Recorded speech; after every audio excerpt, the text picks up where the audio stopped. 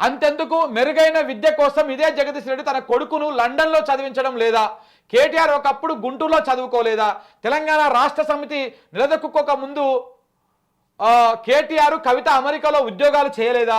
అప్పుడు ఎక్కడ ఉంటున్నాం, ఎవరు తింటున్నాం అని వారు ఆలోచించారో లేదో జగదీష్ రెడ్డి అనుకుంటే మంచిగుంటుంది. జగదీష్ రెడ్డి కుమారుడైనా, కవిత గారైనా, లేకపోతే ఇంకెవరైనా గుంటూరులో పోయి చదువుకున్నాడు కేటీఆర్, కానీ గుంటూరులో నేను ఎమ్మెల్యేనైతా, గుంటూరులోనే నేను రాజ్యాన్ని వెళ్తా అని అనలే ఆయన.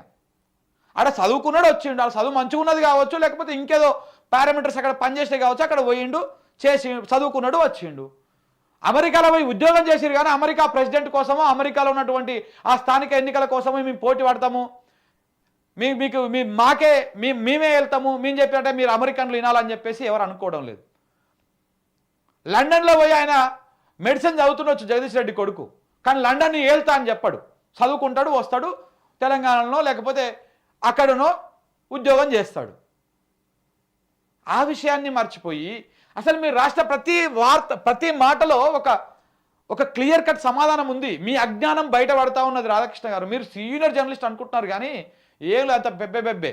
నాకు తెలిసి ఇది ఎవరో సీనియర్ ఒక స్క్రిప్ట్ రైటరో సీనియర్ రిపోర్టరో రాసి ఉంటారు. దానికి నీ బొమ్మ వేసుకొని, ఆ శిల్క నవ్వులక బొమ్మ వేసుకొని కొత్త పలకాన్ని పెట్టుకుంటావు నువ్వు, అంతే. నీకు ఇంత నాలెడ్జ్ ఉందని నేనైతే అనుకోవడం లేదు. ఎవరో ఒకరు రాస్తుంటారు, ఇది 100%. ఇది అయిపోయింది. ఇక తాము బలహీనపడుతున్నామన్న అనుమానం కలిగిన సందర్భాలలో ఏపీ సీఎం చంద్రబాబు నాయుడును భూతంగా చిత్రీకరించడం, మీడియాను వివాదంలోకి లాగడం బీఆర్ఎస్ నేతలకు పరిపాటిగా మారింది. 2018 ఎన్నికల్లో ఈ అస్త్రం ప్రయోగించి రాజకీయంగా లబ్ధి పొందారు. మళ్ళీ ఇప్పుడు అదే అస్త్రాన్ని ప్రయోగించడానికి సిద్ధమవుతున్నారు. రాజకీయాలలో ఏ పార్టీ అయినా తమకు దూరమైన వర్గాలను దగ్గరకు తీసుకోవడానికి ప్రయత్నిస్తుంది. కేసీఆర్ ఆ ప్రయత్నం చేయకుండా వ్యక్తులపై అలిగినట్టుగా తెలుగుదేశం సానుభూతి పరులు కూడా శత్రువులుగా మారుతా ఉన్నారు. సానుభూతి పరులు ఎవరు? ఈయననే. ఇప్పుడు నేను తెలుగుదేశం పార్టీ సానుభూతి పరుడు ఆయన ఎప్పుడున్నాడు? నేను తెలుగుదేశం పార్టీ సానుభూతి పరుణ్ణి, నేను తెలుగుదేశం పార్టీ అది నేను కండువా ఒకటి కప్పుకోలే, కానీ మొత్తం నా టీడీపీ పచ్చరక్తమే. నాతో నువ్వు శత్రుత్వం ఎందుకు కట్టుకుంటున్నావు? నన్ను పైసలు ఇచ్చు, నాకు పైసలు ఇచ్చో, నాకు ఇంకేదో ఒక రకంగా చేసి నాకు మంచిగా నేను అప్పుడు నేను జోక్తా, లేకపోతే తెలంగాణ మీద విషం కక్కుతా, తెలంగాణ మీద విషం వెదజల్లుతా అని చెప్పేసి రాధాకృష్ణ చెప్తా ఉన్నాడు. ఎంత అద్భుతంగా ఉందో చూడండి ఇందులో. ఇంకొకటి, చంద్రబాబు నాయుడిని లాగడము, మీడియాను లాగడము వాళ్ళకి పరిపాటిగా మారిపోయింది అంటాడు. చంద్రబాబు నాయుడిని ఎవరు లాగుతలేడు. బనకచర్ల గెలికిందాక చంద్రబాబు నాయుడు పేరు ఎవ్వరు తీసుకోవాలి తెలంగాణ రాష్ట్రంలో. బనకచర్లను గెలికిన తర్వాతనే మా నీళ్ళని ఎత్తుకపోతుంది చంద్రబాబు నాయుడు అని చెప్పేసి చేసిరు. చంద్రబాబు నాయుడే ప్రతిసారి తెలంగాణలో విషయంలో గెలుపుతూ ఉంటాడు. కాళేశ్వరం కడితే కంప్లైంట్ చేస్తాడు, ఆ పాలమూరు రంగారెడ్డి కడితే కంప్లైంట్ చేస్తాడు, డిండి కడితే కంప్లైంట్ చేస్తాడు, సీతమ్మ ప్రాజెక్టు మీద కంప్లైంట్, సమ్మక్క సారక బ్యారేజ్ మీద కంప్లైంట్ చేస్తాడు. మన కాళేశ్వరంలో 3 బ్యారేజ్లు ఉంటే ఆ 3 బ్యారేజ్ల మీద సపరేట్గా కంప్లైంట్లు చేస్తాడు. కాళేశ్వరం 3వ టీఎంసీ మీద కంప్లైంట్లు చేస్తాడు. అసలు డిండి లిఫ్ట్ ఇరిగేషన్ స్కీమ్ అది తాగునీటి స్కీమ్ కానే కాదు, అది సాగునీటి ప్రాజెక్ట్ అని ఎన్జిటిలో కేసు వేసింది కూడా ఇదే చంద్రబాబు నాయుడు. కేసు వేస్తే చివరకు అది మన మీద ఫైన్ కూడా విధించింది, మన రాష్ట్రం మీద. ఇన్ని కుట్రలు చేసింది చంద్రబాబు నాయుడే. ఇలా బనకచర్ల అనే ముచ్చట తీసుకొచ్చింది కాబట్టే తెలంగాణ సమాజం వ్యతిరేకిస్తూ ఉంది. చంద్రబాబు నాయుడే గోక్కుంటున్నాడు. 2015లో ఎమ్మెల్యేలను కొనుగోలు చేద్దామని చేసిన ప్రయత్నం ఎవరు? చంద్రబాబు నాయుడుదా ఈయనదా? ఆయన గోకిండు కాబట్టి నేను దొరకబట్టిండు, తను తరిమేసిండు. ఈ విషయాన్ని మర్చిపోతే ఎట్లా? ఇది అదే 2018లో ఈ అస్త్రం ప్రయోగించారు. 2018లో ఆ అస్త్రం కాదు, మీరే వచ్చిర్రు. దొంగ అంతా ఏకమైనట్టుగా చంద్రబాబు నాయుడు, కాంగ్రెస్ పార్టీ అందరు ఏకమయ్యారు. అందరు ఏకమైనప్పుడు అప్పుడు చంద్రబాబు నాయుడిని ఇప్పటికి కాదు ఇంకా 100 ఏళ్ళకు పోయినా చంద్రబాబు నాయుడు అనేటువంటి వ్యక్తిని, ఆ మనిషిని, ఆ పార్టీని తెలంగాణ సమాజం యాక్సెప్ట్ చెయ్యదు. దీన్ని రాసి పెట్టుకోండి క్లియర్ కట్గా. ఒంటరిగా పోటీ చేయకుండా మీరు కాంగ్రెస్ పార్టీకో బీజేపీకో సపోర్ట్ చేసి ఇక వాళ్ళు గెలిస్తే ఈ గెలుపంతా మాదని మీరు ప్రచారం చేసుకొని ఆత్మ సంతృప్తి పొందడం తప్ప అంతకు మించి ఇంకొకటి ఏమీ ఉండదు. ఇక ఇది అయిపోయినాక ఇక్కడ చూడండి, తెలంగాణలో తమకు తిరుగులేదని భావించిన బీఆర్ఎస్కు ఈ దుస్థితి ఎందుకు ఏర్పడిందో గుర్తించే ప్రయత్నం చేసి దిద్దుబాటు చర్యలు తీసుకొని ఉంటే ఇప్పుడు మీడియా పైనో మరొకరి పైనో రంకెలు వేసే అవసరం వచ్చేది కాదు. తెలంగాణ సమాజమే తిరస్కరించిందన్న కఠోర సత్యాన్ని విస్మరించి తెలంగాణ అస్తిత్వానికి ప్రమాదం ఏర్పడిందని ఏడవడం ఎబ్బెట్టుగా ఉంది.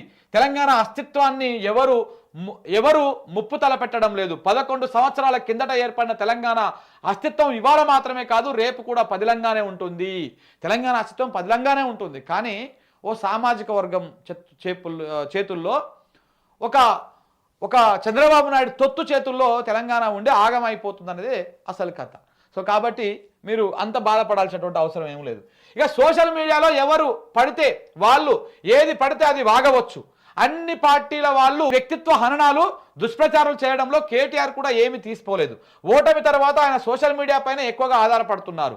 బలమైన సోషల్ మీడియా సైన్యాన్ని ఏర్పాటు చేసుకుంటే ఎన్నికల్లో గెలిచిపోవచ్చని, అలా లేనందుకే గత ఎన్నికల్లో ఓడిపోయామని కేటీఆర్ పిచ్చి భ్రమలో ఉన్నాడని చెప్పేసి మన రాధాకృష్ణ గారు చెప్తా ఉన్నారన్నమాట. సోషల్ మీడియా వల్ల ఏం గెలవరు, సోషల్ మీడియా వల్ల ఏం కాదు అని చెప్తా ఉన్నాడు అనమాట. గతంలో రేవంత్ రెడ్డి ఏమో సోషల్ మీడియా వల్లనే మేము గెలిచినామని చెప్పుకున్నాడు.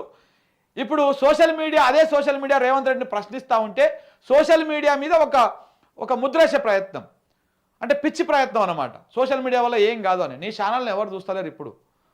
రాధాకృష్ణ గుర్తుపెట్టుకుని, నీ ఆంధ్రజ్యోతి ఛానల్కి పోయి డిష్ పెట్టుకుని ఎవరు చూస్తలేరు. నీ ఛానల్ వాయిస్ను కూడా సోషల్ మీడియాలోనే చూస్తారు. ఇప్పుడు మీకు వీళ్ళందరూ సోషల్ మీడియాలో విష ప్రచారం చేస్తారు కదా. ఈ సోషల్ మీడియాలో విష ప్రచారం చేస్తున్నటువంటి ఈ బ్యాచ్ అంతా కూడా ఈ బ్యాచ్ అంతా కూడా యూట్యూబ్లలో, ఇప్పుడు యూట్యూబే కదా, యూట్యూబ్లో కానీ ఫేస్బుక్లో కానీ ట్విట్టర్లో కానీ ఎక్స్లో కానీ లేకపోతే ఇన్స్టాలో కానీ మీ శాటిలైట్ హ్యాండిల్స్ని డిలీట్ చేసేసేయండి, తీసేయండి. సోషల్ మీడియా వల్ల అవుతున్నది అంటున్నారు కదా, సోషల్ మీడియా వల్ల అధికారం వస్తుంది అంటున్నారు కదా. నేను లఫుడ్ ఛానల్లోకి పోయి ఎవడు డిష్లో పెట్టుకొని రీఛార్జ్ చేసుకొని చూస్తలే రియాల్ రేపు ఎవడు. నీ ఏ ఛానల్ చూడాలన్నా యూట్యూబ్కి పోయే చూస్తున్నారు. అంటే నువ్వు అది కూడా సోషల్ మీడియాలోనే చూస్తున్నారు. నువ్వు ఎంత శాటిలైట్ ఛానల్ గప్పాలు కొట్టుకుంటున్నటువంటి ఛానళ్ళు కూడా వాళ్ళు కూడా ఇదే యూట్యూబ్ని, ఇదే సోషల్ మీడియాని, ఇదే ఫేస్బుక్ని, ఇదే ఇన్స్టాని, ఇదే ఎక్స్ ప్లాట్ఫామ్ని వాడుకొని ప్రచారం చేసుకుంటున్నారు. నీ టీఆర్పీ రేటింగ్లు గీటింగ్లు అన్నీ కూడా జమానా అయిపోయింది, ఆ కాలం ఒడిచిపోయింది. ఇప్పుడు అంతా కూడా డిజిటల్ యుగమే. ఇన్ని మాట్లాడుతున్నటువంటి రాధాకృష్ణ గారు యూట్యూబ్లో నుంచి ఆయనకు నాకు తెలిసి ఆ ఏబిఎన్ ఆంధ్రజ్యోతి పేరు మీద దాదాపు ఒక 10-15 ఛానళ్ళు ఉంటాయి. అన్నీ డిలీట్ చేసేసేయండి. మీకు ఓన్లీ శాటిలైట్ ఛానలే కదా, శాటిలైట్ ఛానల్లోనే చూపించుకోండి. అంటే డిష్లు, టాటా డిష్లు ఇవి ఉంటాయి కదా, దాంట్లోనే చూపించుకోండి. మీడియాలో ఏం పెట్టకండి. అప్పుడు మీ వాయిస్ ఏ రకంగా అలాగే ఫేస్బుక్లో పెట్టకండి, అలాగే ట్విట్టర్లో పెట్టకండి, అలాగే ఇన్స్టాలో పెట్టకండి. అన్ని ఛానళ్ళు ఆంధ్రజ్యోతి కానీ, ఈటీవీ కానీ, లేకపోతే టీవీ5 కానీ మీ శాటిలైట్ ఛానల్ కదా, పెద్దవి కదా, మెయిన్ స్ట్రీమ్ మీడియా అని అనుకుంటున్నారు కదా, అవన్నీ సోషల్ మీడియా ప్లాట్ఫామ్లోకి వెళ్ళిపోండి. మీకు అవసరం లేదు ఆ హ్యాండిల్స్. మీరు చేసేదే అదే కథ. అందులో మీరు తప్పుడు ప్రచారాలు చేసి మళ్ళీ మీరు ప్రచారం చేసుకునేది కూడా సోషల్ మీడియాలోనే. ఆ సోషల్ మీడియా మీద ఇంకొంతమంది ఎదుగుతూ ఉంటే ఓర్వలేక ఇగో ఇట్లాంటి ప్రయత్నాలు చేసేసి రేవంత్ రెడ్డి వచ్చి మాట్లాడతాడు. యూట్యూబ్ గొట్టాలు అని చెప్పేసి మాట్లాడాడు. ఆ యూట్యూబ్ గొట్టాలల్లో ఇలా శాటిలైట్ గొట్టాలు కూడా యూట్యూబ్లోనే ఉంటున్నాయి. ఆ ట్యూబ్ లేకపోతే ఏ గొట్టాలకు విలువ లేదు. నీకు బయటకు పోయినాక చిన్నోని కా నుంచి పెద్దోని దాకా, ఐపీఎస్ నుంచి ఐఏఎస్ దాకా, కింది స్థాయి గ్రూప్ 4 దాకా అందరూ యూట్యూబ్లోనే చూస్తున్నారు. ఆ గొట్టాలనే చూస్తున్నారు. ఆ గొట్టమే ఇవాళ అందరికీ పెద్ద రాడ్ అయి కూర్చున్నది. అది ఎవరికి అట్ట దింపాలనో అట్ట దింపేసేటువంటి కార్యక్రమాలు చేస్తూ ఉన్నది. సో కాబట్టి ఇవన్నీ చిల్లర ప్రయత్నాలు, చిల్లర మాటలు మాట్లాడకండి. ఓడిచిపోయింది ఈ కథ అంతా, ఓడిచిపోయిందిగా. ఈ చర్చ అంతా అయిపోయింది. సోషల్ మీడియా వల్ల వాళ్ళు గెలవరా పక్కన పెట్టు.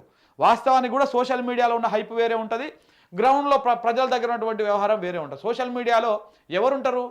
ఏ పార్టీ సింపథైజర్లు ఆ పార్టీలో ఉంటారు. న్యూట్రల్ ప్రజలు వచ్చి ఎవ్వరు కూడా సోషల్ మీడియాలోకి వచ్చి న్యూస్ చూసేంత సినిమా ఏమి ఉండదు. ఎవడన్నా న్యూట్రల్ పీపుల్, న్యూస్తో సంబంధం లేని ఓన్లీ ఓటు రోజు మాత్రమే రాజకీయాల గురించి ఆలోచించేటువంటి 70-80% ప్రజలందరూ కూడా ఆ రోజు డిసైడ్ అవుతారు, కొంత పరిశీలిస్తారు, అప్పుడు మాత్రమే రాజకీయాలు చూస్తారు. మిగతా నార్మల్ టైంలో మొత్తం సాధారణ ప్రజలందరూ కూడా వాళ్ళ పనులు చేసుకుంటారు. ఒకవేళ యూట్యూబ్లోకి వచ్చినా కానీ ఏ జబర్దస్త్లో, ఏ ఎంటర్టైన్మెంట్ ప్రోగ్రాంలో చూస్తారు తప్ప న్యూస్ ఛానళ్ళకే వచ్చి చూడరు. న్యూస్ ఛానల్లో ఆల్రెడీ డివైడ్ అయి కూర్చుంటారు. ఏ ఛానల్, ఏ పార్టీకి సింపథైజర్లు ఆయా ఛానళ్ళకి పోయి విషయాలు తెలుసుకుంటారు. ఆయా వ్యతిరేక ఛానళ్ళకి పోయి ఎవడేం మాట్లాడుతున్నాడో అవగాహన చేసుకుంటారు. రాజకీయ నాయకులైనా వీలైనా కానీ.